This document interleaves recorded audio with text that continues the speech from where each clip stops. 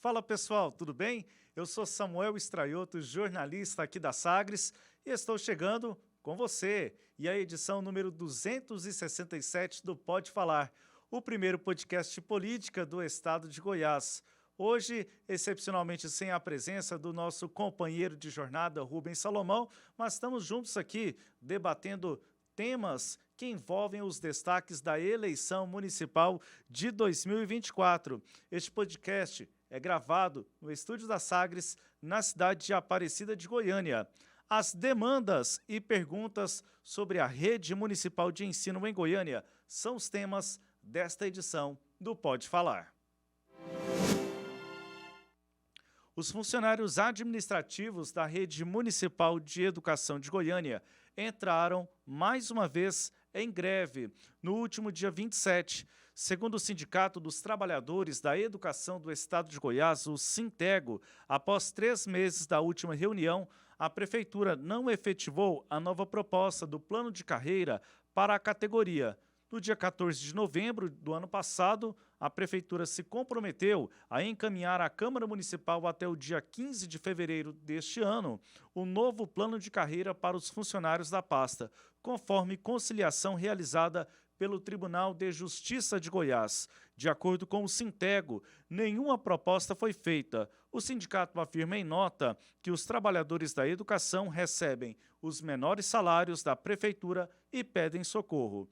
Nossa pauta não é especificamente sobre a greve, mas o movimento dos servidores e servidoras abre nossa conversa sobre as demandas da educação aqui em Goiânia e também perguntas que devem ser feitas durante o processo eleitoral de 2024. Para isso, nós recebemos aqui no estúdio, a partir de agora, a doutora em Educação e diretora da Faculdade de Educação da UFG, Lueli Duarte. Seja muito bem-vinda. Muito obrigado pela sua presença aqui no Pode Falar. Muito obrigada pelo convite. Obrigado por estar aqui. E uma boa tarde aos nossos ouvintes. Bom, antes de a gente trazer o destaque que eu falei sobre os funcionários, uma questão envolvendo os servidores e o município, mas o que a gente pode pensar? Aí uma provocação. O que deve entrar na mesa de discussão ou que deveria entrar na mesa de discussão dos candidatos a prefeito de Goiânia? Do ponto de vista da educação. Do ponto de vista da educação. É importante essa lembrança, já que passamos por mobilidade, drenagem urbana, são temas que a gente vai trazendo aqui para você para qualificar o debate. Sim, então, assim, pensando na educação, nós temos alguns pontos. Eu acho que o primeiro, que você já mencionou, né, não numa questão hierárquica, mas já que mencionado, a situação do quadro dos trabalhadores de educação da Secretaria Municipal de Educação. É importante, sim, acho que o plano de carreira, o próprio Plano Nacional, o Plano Estadual de Educação e provavelmente o Plano Municipal de Educação, como todos os demais, eles pontuam a importância de planos de carreira e condições dignas de trabalho para os trabalhadores e profissionais da educação. Ou seja, isso não envolve somente professores, né, mas também a todo o quadro efetivo de trabalhadores da educação. Então, todos precisam, de fato, terem o seu trabalho reconhecido, valorizado, e isso envolve plano de carreira, como eu estou dizendo aqui, plano de cargos, remuneração, salário dignos e condições de trabalho. Me parece que é o que não está acontecendo. Então, esse é um ponto que os candidatos à Prefeitura de Goiânia, seja a própria prefeita, né, a candidata a prefeito, como a vereadores, é algo a ser levado em consideração. Bom, avançando nessa questão do funcionalismo, porque...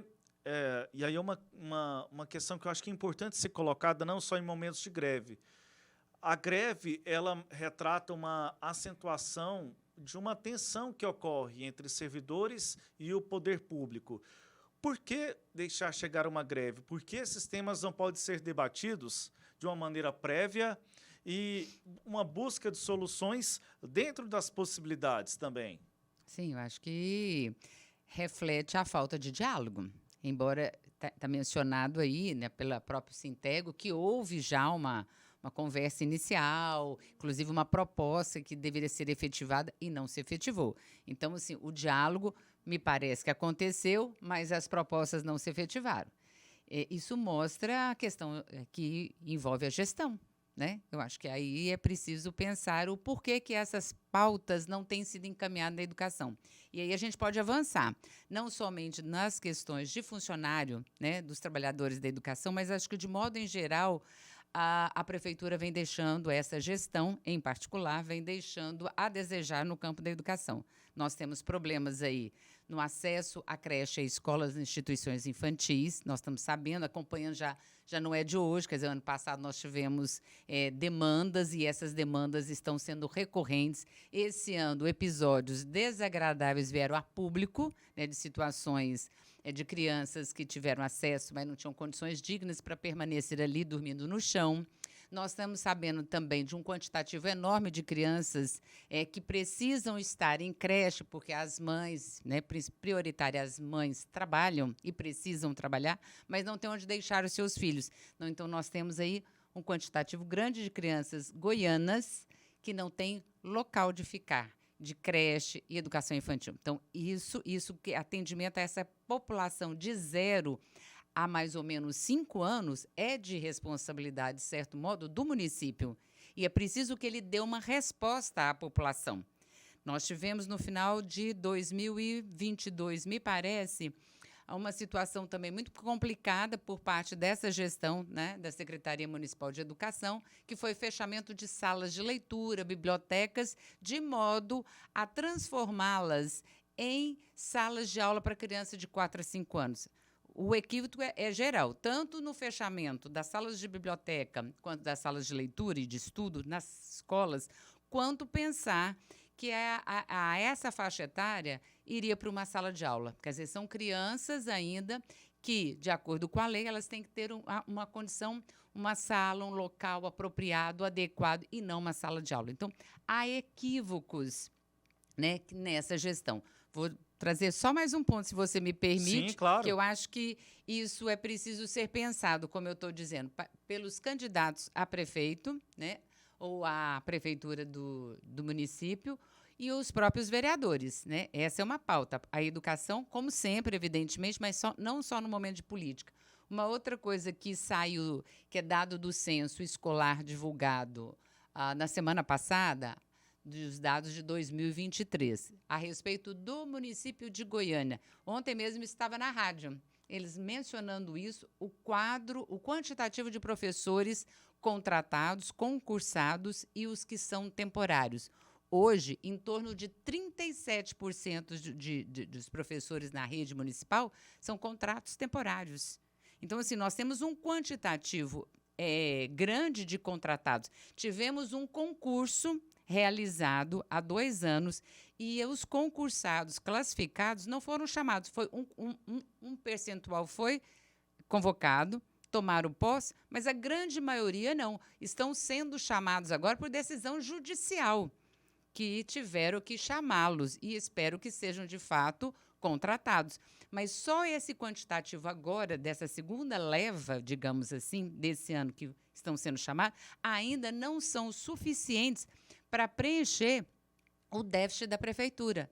Então, eu diria que o estado todo isso é um problema, não é só na capital, em todos os municípios goianos isso está se revelando. O censo mostrou isso, que em Goiás, na rede estadual, né, inclusive, nós temos aí só 50% do quadro é efetivo e concursado, ou seja, 49,9% na rede estadual não são concursados, são temporários. Na prefeitura, no município de Goiás, nos municípios, não é muito diferente.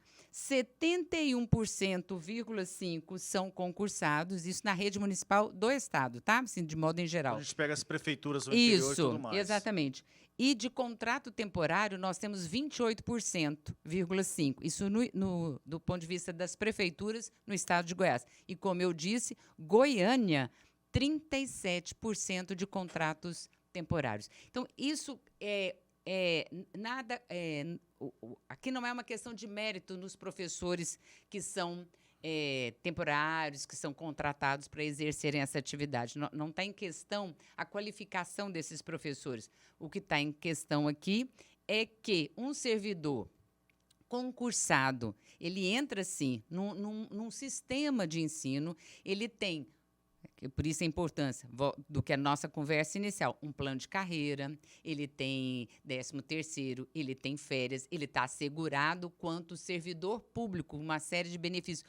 E isso reflete, evidentemente, no seu próprio trabalho frente às crianças, aos jovens, né, a toda a escola. O contrato e o vínculo dele empregatício possibilita também uma outra inserção dele no campo educacional, com mais responsabilidades, com mais compromisso. E, portanto, supõe-se um ensino de melhor qualidade. E por falar em ensino de qualidade, doutora, você tocou num ponto que me chamou a atenção, que foi quanto ao déficit de vagas aqui no município de Goiânia. Esse é um problema crônico. O município, né, e aí são dados que eles não são muito precisos, em torno de 6.000 vagas esse déficit. Eu já venho acompanhando essa situação há algum tempo, né? Se eu revelar aqui o tempo, eu revelo também um tempo de carreira, né? Vamos deixar isso para outro momento. Mas, doutor, olha só, eu já ouvi 8.000, 9.000, 4.000, são números variáveis. E a impressão que eu tenho e aqui a colocação não é específica sobre a atual gestão, mas sobre as gestões e como a gente pode refletir sobre isso. Afinal, me parece que há uma desconexão da política educacional com outras integradas aqui na cidade. Nós já vimos a cidade adotando a política de salas modulares, com a alegação que seria possível instalar salas de uma forma mais rápida e com agilidade, com a possibilidade de mudanças em locais distintos aqui da cidade. Mas, além disso, também, há justificativas quanto ao estudo de rede, que a Secretaria de Educação do município faz para atender a demanda. Aí, por que digo que não há uma conexão? Pois quando a gente pega o plano diretor da cidade, que direciona o crescimento, a política econômica, a política habitacional, não há uma inclusão de uma forma muito expressiva dessa expansão na área da educação. A gente precisa pensar essas políticas de uma forma de conexão mesmo, como estou colocando, e além disso, por que o déficit de vagas acaba sendo tão importante no debate municipal? Eu acho que o que você está dizendo, se eu acompanho o seu raciocínio, eu acho que é a questão de um sistema educacional. Aí você toca no ponto do que está previsto no Plano Nacional, que está em vigor, e nesse próximo Plano Nacional que a gente vem discutindo, isso também está nos nossos planos decenais do Estado, dos municípios, que é a questão da importância de um Sistema Nacional de Educação. Então, um Sistema Nacional de Educação que abarca, evidentemente, os entes federados. Isso implica um sistema estadual de educação, que tenha, por consequência, essa integração com o sistema municipal. E, claro, as redes privadas também devem fazer parte desse sistema. Então, um sistema de ensino... Só um adendo na sua colocação, que eu acho que é importante, quando você fala do sistema privado, não quer dizer que vai priorizar o sistema privado, mas como o poder público não chega em todos os locais, uma complementação de demanda, seria isso? Não necessariamente isso, mas eu quero dizer que num sistema educacional, seja nacional, seja estadual, o sistema privado ele não pode ficar em uma coisa à parte. Ele precisa fazer parte desse sistema, dessa organização do sistema. Ele não é algo em separado. Ele não é um corpo estranho. Não, ele precisa ser integrado a esse sistema, inclusive para que ele possa ser regulamentado, avaliado e monitorado, tanto quanto é o sistema público. Então, a rede privada ela precisa ser integrada. E aí, sim, se submeter... Também isso implica submeter às normas e às regulamentações do sistema público. Então, haverá algo para se pensar. Isso implica em mais também. Então, não só nessa integração das redes, mas alocação de recursos.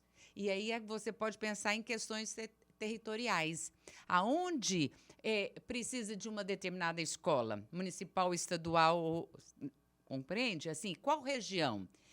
Onde que há uma demanda maior por creche na região de Goiânia? É na região central ou nos bairros mais periféricos? Em qual local exatamente? Em qual desses? Região Norte, região Sul, Centro-Oeste? Nós temos esse mapeamento? A atuação das escolas estaduais, onde elas estão localizadas? Porque aí escola estadual nós ainda temos ensino primeiros anos, né? Ensino fundamental dos primeiros anos, os anos finais do ensino fundamental, ensino médio. Onde estão localizadas essas escolas? Essas escolas, no locais que elas estão localizadas, nessas regiões, estou pensando na capital Goiânia, né? Nossa cidade, elas atendem às demandas? A gente viu que migrou, ou pelo menos houve uma migração forçada das escolas centrais, do atendimento dos alunos das escolas públicas do centro das cidades para as periferias, para os bairros. Mas para onde foram? Quais são esses bairros? Isso atende? Isso responde a uma demanda? Por isso eu quis fazer a ligação com o plano diretor, porque eu acho que responde muito bem a dinâmica da cidade. Sim. E a vida das pessoas. Uhum. E aí isso alguém, assim, parece que a gente fala que tem que ter uma entidade, né? Mas um sistema integrado, que integre as redes, ele mais ou menos tem por obrigação, digamos assim, a fazer esse mapeamento da região, da capital e dos municípios, claro, e para saber exatamente onde estão localizadas cada escolas. E nós sabemos também que entre escolas, seja municipais ou estaduais, a localização também gera desigualdades. Então, dependendo do local, essa escola, as desigualdades educacionais, sociais, econômicas, elas não são só, por exemplo, no estado de Goiás, em uma determinada região. Entre municípios, nós encontramos, e no interior do município, nos bairros. Então, determinada escola, mesmo que seja pública, mas a localização num determinado bairro traz um diferencial para essa escola, em termos de corpo docente, de alunos, corpo discente, a professores, a qualificação desses professores, diferentemente de uma outra escola localizada em 8 bairros da capital. Você entende? Isso também precisa ser, eu penso que sim, eu penso que a secretaria, as redes de ensino têm esse mapeamento, penso que sim, porque tem esse conhecimento, evidentemente, porque eles têm esses dados, mas a gente precisa de algo que integre isso de uma forma mais dinâmica, tá? Nesse funcionamento, até para se pensar onde irá ser necessário construir novas escolas, creches, onde há demanda real, onde estão localizadas a quantidade maior de instituições de educação infantil, de escolas de ensino fundamental para os anos iniciais, o ensino médio, onde tem demanda. Sabe, acho que os dados que nós temos precisam nos dizer isso. E aí acho que os dados eles precisam ser analisados por especialistas da área da educação. Aqui, nós estamos em um podcast de política e nós falamos sempre aqui das articulações políticas e é natural que isso aconteça no executivo, no poder executivo, realiza ali uma ação de coalizão. Nesse aspecto, os partidos vão compondo ali com determinado segmento e vão fazendo as indicações. Nem sempre aquelas indicações, seja para o primeiro ou segundo escalão, são nomes da educação, são nomes técnicos, são nomes da política e, em muitos casos, até distintos, que não entendem ali aquela realidade. Nesse momento pré-eleitoral, a gente também precisa trazer esse tipo de questão para a mesa de debate? Eu acho importante. Eu acho que é muito fácil falar, né? Parece futebol. Todo mundo sabe falar de educação, né? Parece técnica, assim, todo mundo tem algo a dizer, todo mundo tem algo a palpitar. Eu penso isso, eu acho aquilo. Mas é importante que seja, de fato, alguém que conheça a educação, que tenha conhecimentos, que tenha um estudo no campo da educação. E, nesse momento, né, mais do que um político que fale só da boca para fora de educação, é muito importante que a gente também pense naqueles candidatos que, de fato, são da educação, que defendem a educação, têm uma trajetória na educação, têm um compromisso histórico com a educação, e não só naquele momento da política, da eleição, para ganhar voto, mas alguém, de fato, compromissado com a pauta da educação, que isso faz parte da sua própria vida, né? Da sua existência como profissional. Isso é muito diferente, porque essa pessoa, mesmo que ela, independente do nível ou da etapa de escolarização que ela esteja ou que ela tenha, é uma pessoa que fala desse lugar, ela tem um conhecimento desse lugar, da escola, seja da escola da universidade, das redes de ensino, seja privada, seja pública, né? Enfim, o conhecimento que ela tem da própria experiência e dos seus próprios estudos capacita a fazer, digamos assim, um trabalho diferenciado e mais qualificado no campo da educação do que uma pessoa leiga, que só fala naquele momento de eleição que é preciso melhorar a educação desse Estado, digamos assim. Ou que possa apresentar aquelas propostas que, quando a gente ouve, já ficamos ali com a pulga atrás da orelha, né? Será que isso é viável? Será que isso não é? É esse tipo de reflexão que o eleitor precisa ter, duvidar, questionar aos candidatos que vão bater na porta dele pedindo votos? Eu acho que sim. Eu acho que isso esse currículo, digamos assim, de se eu estou preocupada com a pauta da educação, se é isso que me preocupa, eu preciso pensar em candidatos que representam esse local, né? Que falem desse lugar com propriedade, de forma qualificada, que a educação, como eu disse, é parte da vida profissional dele, e não alguém que só está falando ali para pedir voto. Então, portanto, é preciso conhecer o candidato, investigar sobre esse candidato, a vida dele, que se a educação de fato é parte. E aí eu aproveito para dizer, quando a gente fala em educação, parece que ela é uma coisa isolada. Então eu só vou me preocupar com isso. Não, mas a educação, você mais ou menos falou algo nessa direção. A educação, ela é um dos elementos a serem pensados nesses momentos eleitorais, evidentemente. Mas a gente hoje fala da importância da intersetorialidade. Então, educação é uma pauta extremamente importante, não resta a menor dúvida, porque nós estamos falando de formação humana, é disso que se trata, mas a educação sozinha também ela não consegue. Então, é importante que a gente perceba que esse candidato é um candidato que fala da educação, mas ele também trabalha com a ideia de intersetorialidade e defenda isso. Muitas questões da educação, as pessoas estão adoecidas, né? A pandemia nos fez adoecer mais um. No mundo que a gente vive é um mundo adoecedor. Então, a questão da saúde, a questão da violência. A escola sozinha não dá conta dessa temática. É preciso buscarmos ajuda do setor da saúde. Temos que trazer a pauta do meio ambiente, inclusive na ligação na escola, para falar sobre isso, a questão da nossa questão alimentar, mobilidade urbana, transporte, a chegada das crianças, dos alunos, dos professores na escola. Quer dizer, falar de educação é um ponto central, tem uma centralidade, evidentemente, no discurso. Não por acaso os políticos adoram falar de educação, mas não pode se pensar como uma pauta única se eu não trazê-la em relação a essas demais questões que você já apontou e vocês têm discutido aqui. Ao fim e ao cabo, digamos que isso está intimamente interligado ao pensarmos a cidade. Eu quero agradecer, Lueli Duarte, a sua presença aqui no nosso Pode Falar. Acho que foi bastante rico e espero aqui tê-la em outras oportunidades. Muito obrigado pela presença. Obrigado pelo convite e à disposição sempre. Um prazer, tá? Boa tarde a todos. Agradecemos aqui a diretora da Faculdade de Educação da UFG, também doutora na área da educação, Lueli Duarte. Nós ficamos por aqui com a edição 267, disponível para você aqui na Sagres TV e também nos nossos tocadores digitais aqui do Sistema Sagres. Curta, compartilhe e a gente volta na semana que vem com mais uma edição. Tchau, gente!